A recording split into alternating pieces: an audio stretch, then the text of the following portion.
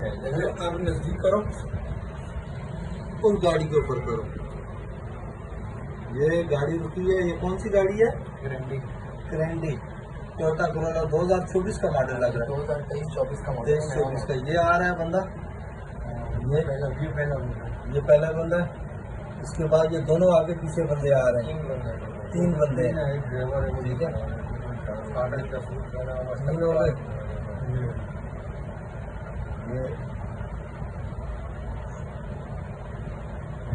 یہ لوگ اب اگر ان کو پکڑنا ہوتا نا تو اگر یہ بندہ وائٹ کار والا ڈیلیوری دکھاتا نا اس کے پیچھے گاڑی کھڑی کر سکتا. پر ہمارے جو نا پاکستانی نہیں ہے. لیکن سب کے پاس مسئلہ ہے نا. مسئلہ یہ ڈر پوک ہے نا. مسئلہ یہ 3 بندے تھے اسلحے کے ساتھ. تو کیا کرتا ہوں یار گاڑی پیچھے کھڑی کر کے یہ گاڑی آئی. یہ گاڑی جون کے یہ تو ساتھ دیں گے گاڑی. ہاں یہ آ رہی ہے. یہ اب اپنی گاڑی آئی. اس کے آگے گاڑی بائک آگے چلی گئی. اس کے پیچھے